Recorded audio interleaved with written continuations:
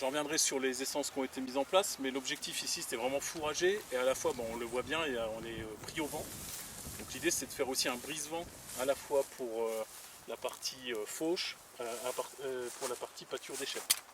Donc là l'idée des haies, c'est aussi que ça sert de brise-vent. C'est pour ça que toutes les haies sont doublées, à double vocation.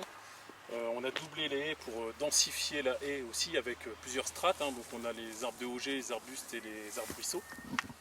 Les 3 essences de recépage qu'on a mis dans ce projet de haie, c'est le tilleul, l'érable champêtre et on a également du charme. Du charme, d'accord. Voilà, ça c'est les éléments de recépage. En arbre de Auger, là vous avez un magnifique cormier devant vous. Donc on a du cormier, du merisier, de l'alisier, on a du chêne un peu plus l'autre côté. On a également du poirier sauvage qui a été mis. On a de l'orme de lutèce, on en parlait tout à l'heure. C'est un arbre qu'on pourrait trogner. Après celui-là, on peut essayer aussi de le conduire en arbre de Auger. Et là, clairement, après, on rentre dans la taille de formation. Donc là, par exemple, ça, on est sur une branche codominante, ce qu'on appelle une branche codominante, donc qui a tendance à revenir à la verticale. Donc c'est une branche qui, à terme, si on la laisse pousser, va faire de la concurrence à la dominance apicale ici. Donc généralement, sur les tailles de formation, on intervient toujours en positionnant bien le sécateur du bon côté, l'enclume côté extérieur. Et puis en laissant le bourrelet cicatriciel, donc là qu'on voit ici. Mais ça on pourra intervenir sur la tanne tout à l'heure. Donc là branche codominante et généralement il faut intervenir si on veut vraiment faire un arbre de Auger avant que la branche fasse 3 cm de diamètre. Au-delà c'est déjà trop tard, on aura déjà une marque dans le bois. Voilà. Donc la taille de formation c'est dès la première année et puis après il faut suivre pendant 5 ans et après on part sur une taille d'élagage. Donc c'est pour ça aussi que le dimensionnement d'un projet c'est ultra important.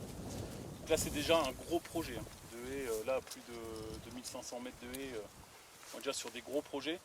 Donc on double le nombre de plans, donc il y a quasi 2500-3000 plans, donc là c'est du boulot. Il faut avoir conscience de ça. Quand les plans sont arrivés, ils étaient tous entre 30 et 60 cm de haut, que ce soit arbre de Auger, arbre ruisseau ou arbuste. L'idéal c'est, bon il y a quelqu'un de l'OD donc il peut intervenir là-dessus, mais l'idéal c'est vraiment des jeunes plants de racines nues, 1 an. Donc c'est 1 an plus 1 an en fait, parce qu'ils arrachent un an en fait. Donc en fait c'est vraiment des plants qui font 30-60 cm, pas plus grands. Ça sert à rien d'aller chercher des plants comme je vois des fois qui font 1,75 m. Ça coûte 10 fois plus cher. C'est beaucoup plus dur à faire reprendre parce que il y a une grosse différence entre la partie aérienne et la partie souterraine. Et en fait, ce qu'on achète en pépinière, je crois que c'est à toi que je disais ça tout à l'heure, c'est la racine. En fait, on s'en fout de ce qui est au-dessus. C'est la racine. Pour moi, le prix du plan, c'est la racine. Après, au-dessus, on ne verrait pas la différence entre un arbre qui fait 1,75 m et un orme qu'on a pris en 30-60. Voilà, celui-là, il a 2 ans, on peut dire. Donc on l'aurait payé 10 fois plus cher, on aurait pris le risque qui prennent.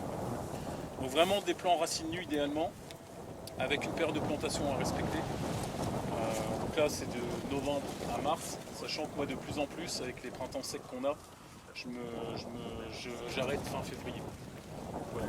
L'idéal c'est fin novembre, décembre, janvier, attention au gel, c'est pas toujours facile de planter en janvier, et février là on peut y aller. Voilà, il faut éviter qu'il y ait trop de vent le jour de la plantation, sauf si les plants sont protégés, mais de toute façon moi c'est protection automatique les plants. Donc là ils étaient en jauge. Et sur les plants, là tout de suite on les mettait dans les trous et on mettait un peu de terre dessus, même si c'était pas planté, au moins ils étaient protégés, pour éviter la dessiccation des racines. L'idée c'est que le plant soit toujours protégé. Si vraiment vous n'avez pas la possibilité de ramener du sable, vous le mettez au moins dans les sacs plastiques, vous évitez de le laisser au soleil. Et dans l'eau directe, c'est voilà. pas bon. Voilà. Donc, voilà. Et au moment de la plantation, vous pouvez faire un pralinage. Donc ça aide à la reprise. Alors moi je le fais essentiellement sur la deuxième partie de plantation. Plutôt si je suis en fin de saison, février-mars, pour aider à la reprise. Sur décembre ou novembre, c'est pas toujours aisé à mettre en place. Là on imagine 2000 plants, faire pralinage sur 2000 plants, c'est quelque chose, mais ça se fait quand même. Pralinage c'est 1/3 d'eau, 1/3 d'argile, 1/3 de fumier. Vous faites votre tambouille, vous plongez dedans. Vous plongez juste le plant, pas à peine de tourner autour. Vous risquez en fait de tourner les racines sur elles-mêmes et puis du coup c'est des racines qui vont rester entremêlées. Donc ça vraiment vous mettez et tout de suite vous le plantez. En fait dès que vous sortez un plant il faut qu'il soit planté. S'il faut retenir ça, planter. Donc là je ne vais pas vous faire une démonstration de plantation mais L'idée c'est que vous avez le collet au niveau de l'arbre, hein. Donc c'est la différence entre la partie racinaire et la tige, le tronc qui commence là. Vous plantez au niveau du collet en fait. Il faut que l'arbre il soit ras en fait au niveau du collet. Il y a des essences qui sont particulièrement sensibles à l'enterrement du collet, notamment les noyers par exemple, qui peuvent crever si le collet est enterré. Donc là voilà en termes de plantation. Après l'idée c'est éviter que les racines remontent aussi quand on plante. Ce que je dis souvent en formation c'est qu'il faut adapter le trou à l'arbre et pas l'inverse.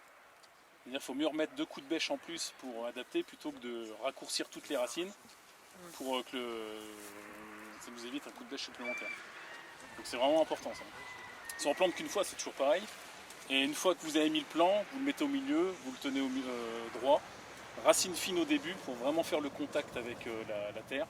Et puis après, vous remettez la terre par-dessus en essayant de ne pas trop mélanger les horizons si vous avez retiré la terre. Et puis vous recompactez, mais juste avec la main. Et puis à la fin, pas à peine, une fois que vous avez fini le plan, mettre un coup de pied comme ça. Vous pouvez juste retasser avec la main ou très légèrement avec le pied, mais pas à peine de sauter à pieds joints dessus. Nous, en fait, on retire vraiment que le bout de la racine, juste pour rafraîchir. Ce que je disais, en fait, en pépinière, on achète la racine. Alors c'est dommage d'avoir une belle racine comme ça, et puis de la ramener ici, quoi. Je trouve que c'est dommage, quoi. C'est pour ça que voilà, quand on plante, on essaie d'éviter aussi que les racines remontent. C'est pour ça qu'il faut adapter le trou au plant. Et c'est ce qu'on voit aussi dans les pots en godet. Généralement, ce qui arrive quand les godets sont fermés en dessous, les racines elles remontent, elles s'enroulent. Et puis, moi j'ai déjà eu l'occasion en formation d'arracher un Douglas, un Manu de 7 ans. Alors le Douglas c'est déjà bien beau, hein, mais je suis venu comme ça. On l'a pris. On nous apprend à planter, mais on nous apprend aussi à regarder pourquoi ça n'a pas fonctionné. Et en arrachant le Douglas, je pouvais dire comment elle avait été plantée si le planteur était droitier ou gaucher.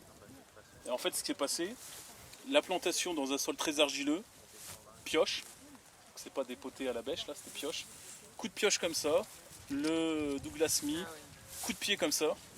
J'ai sorti le Douglas, la racine était comme ça. Donc c'était le coup de pioche en fait. Parce que ça a fait un effet de lissage, donc la racine n'est jamais passée. Ça fait comme ça, et en plus la racine était décalée comme ça sur le côté. Ça c'était le coup de talon qui a été mis pour fermer le trou. Donc voilà, je leur dis encore, franchement on plante qu'une fois, donc voilà, si vous voulez garantir une reprise, le plus grand taux, il faut passer par là. Ouais. Et vous paillez après, enfin vous mettez les feutres ou n'importe quoi après, comme ça vous avez la taille de trou qui est tout le temps adaptée à l'arbre. Bah voilà, c'est ce qu'on a fait ici. Alors là sur cette partie-là, ce qu'on a fait, les rouleaux on les a mis au fur et à mesure, c'est pas toujours aisé, il faut être plusieurs. On a mis un coup de cutter au milieu, on a passé le plan, on a agrafé, tac, coup de cutter, on est revenu, on a agrafé, tac. Ou sinon tu peux faire comme tu as fait là, tu vois, ouvrir et puis remettre dedans. On est obligé de mettre un pailleur. Ça c'est obligatoire, indispensable. Et le maintenir au moins pendant 3 ans minimum. Ça dépend du type de sol quand même. Si t'es sur du sol forestier, t'es tranquille. Ouais, ou en zone humide, t'as pas besoin. Ah, aux zones humides, non, t'es tranquille. Là en bas, t'as pas de... Non, mais j'ai une partie de la haie là que j'ai pas eu le temps de mettre de rouleau. Ouais.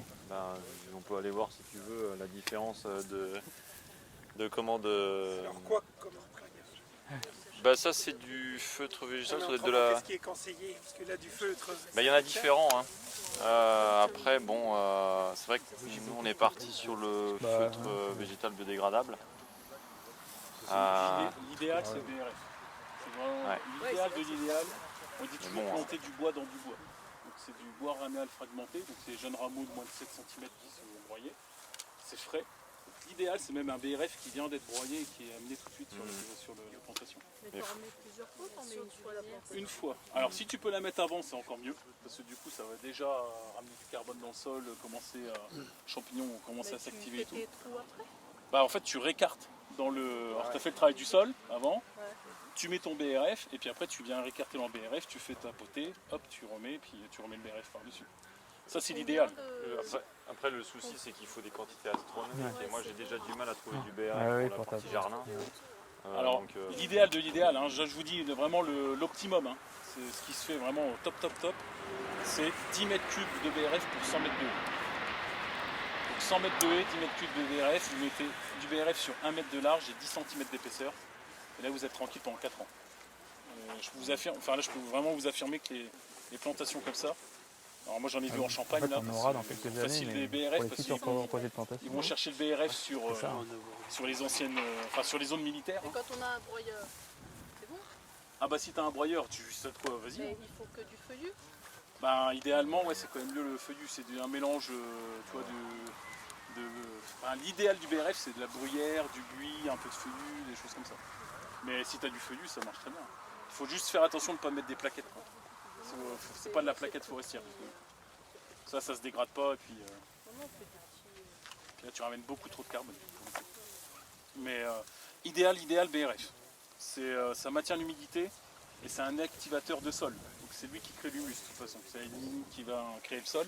Donc ça c'est vraiment l'idéal. Après bah voilà, il y a la paille de céréales qui fonctionne. Mais il faut mettre une bonne couche, c'est-à-dire vraiment ça au niveau du plan pour que ça ressortasse après. Là, de toute façon, tu vois, on arrive un peu à terme de, on va dire de la...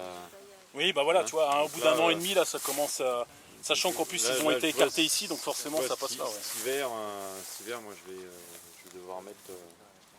je vais devoir pailler, enfin, de nouveau pailler, quoi. Ouais. Je vais remettre... Après, pour moi, c'est un activateur. De toute façon, le BRF, tu vas le mettre qu'une fois. Mais c'est comme dans le jardin, faut pas en mettre tous les ans, en fait. Pendant une ou 2 années, et puis c'est fini. Du coup, on a planté d'abord les arbres et placé ensuite le feutre végétal. Ah, oui. Ah d'accord. Donc là, c'est un feutre végétal. Ouais. Du coup, bah ça c'est ce qui a été planté donc début 2019. Donc là, ça a déjà 1 an et demi. Donc ça a déjà quand même... Donc on voit que le feutre est encore là, mais voilà, il commence déjà. Les feutres là sont donnés pour 2 ans maximum. Ouais. En termes de durabilité. Donc là on arrive à la fin, puis ça va dépendre aussi des conditions climatiques, ça joue beaucoup. C'est pour ça que là... Et si les chèvres sont venus, parce que là je vois pas mal de crottes, elles sont venues aussi piétiner un peu tout ça. Oui, donc là c'est du feutre végétal et ici c'est du cello bio. Donc c'est de la bâche biodégradable. Et du coup, c'est juste pour limiter l'enherbement, mais est-ce que tu recommandes de limiter à ce point-là? En fait, d'habitude, ce qu'on fait, c'est on part sur des... Alors, si on fait du paillage en linéaire, on part sur des paillages qui font 1,10 m. Donc là, les plants sont mis tous les 1 mètre, tous les 80 cm, et en quinconce. Et donc on peut espacer de 75 cm, 60, on peut rapprocher aussi. Mais on a 1,10 m de paillage. Là on est parti pour manipuler, parce que tout est à la main, on est parti sur des petits paillages donc qui font 50 ou 60 cm. C'est pour ça qu'on les a mis chacun, et Paul avait la possibilité de mettre du cello bio au milieu. Donc, pour limiter l'enherbement aussi au milieu, on est parti là-dessus. L'idéal c'est la dent Baker. C'est une dent de sous-soleuse avec des ailettes, ça permet de décompacter sans mélanger les horizons. Et on intervient le travail du sol, là c'est l'époque pour intervenir. Après là c'est encore sec, d'habitude c'est mi-septembre. Bon, là on peut intervenir jusqu'à mi-octobre facilement, même fin octobre des fois, tellement c'est sec. Sachant que l'idée c'est qu'il faut laisser au moins 3 semaines entre le temps de travail du sol et la plantation. Et l'idéal c'est au moins 2 mois. Voilà. Si on a au moins ces 2 mois là c'est bien. Après si on a 1 an c'est encore mieux. Je veux dire, plus on va laisser de temps, mieux ça sera. Mais, voilà, pour des projets 2 mois c'est déjà pas mal. Donc si c'est travail du sol à la sous-soleuse, alors j'expliquerai pourquoi on n'a pas travaillé le sol ici. Mais travail du sol à sous-soleuse, c'est pour casser la semelle de labour, s'il y a une semelle de labour, ou si le sol est très compacté, ça permet en fait de décompacter pour permettre au système racinaire de mieux s'ancrer aussi. Donc il y a une meilleure reprise du plant. Donc comment ça marche? On vient avec le décompacteur, un chisel, enfin ce qu'on a aussi comme matos. On vous travaille le sol sur 2 mètres de large, au moins. On fait un aller-retour, on fait plusieurs passages où on croise les dents. Pour vraiment décompacter sur toute la longueur. Et après le jour J surtout on ne plante pas dans la raie de sous-soleuse. On plante sur les bombées qui ont été faits par la dent de sous-soleuse. Sachant qu'après le passage à la sous-soleuse, on peut passer un coup de herse pour émietter tout ça. Pour affiner, parce que quand on va venir poser du paillage en feutre végétal ou même du cello bio comme ça, ou de l'Hortaflex, on a aussi des feutres végétales un peu tissés. Le problème c'est que si on a des mottes, c'est des caches à mulot, c'est des caches à campagnol, et puis la mise en place est toujours compliquée. Donc un coup de herse derrière. Et surtout on ne plante pas dans la raie de sous-soleuse. C'est pour ça que Adrien vous avez l'exemple tout à l'heure, parce qu'il m'a entendu là. C'était en fait, si on plante dans la raie de sous-soleuse, ce qui peut se passer c'est ça. Sur des sols argileux, on a en fait une rétractation du sol qui fait que le sol s'écarte. Et donc les racines ne sont plus du tout en contact avec la terre. Alors c'est beaucoup plus simple de planter dans la rade sous-soleuse, hein. Là on vient avec la bêche, on fait une 9 mm si vous voulez, il n'y a pas de souci. Le problème c'est que voilà, on a cette limite là, et la deuxième c'est que la rade sous-soleuse a fait des autoroutes à mulots. Des campagnols en fait utilisent la rade sous-soleuse pour aller chercher les plants. Donc c'est contraignant au début. Enfin, pour en parler avec des agris, hein, ils disent oh, bah attends on va planter dans la riche. Non, parce qu'on plante qu'une fois, donc autant le faire bien. Et puis, voilà. Donc ça voilà, ça c'est si vous avez un linéaire, c'est ça. Si c'est un arbre isolé, travaille à Adam Baker, ça c'est l'idéal.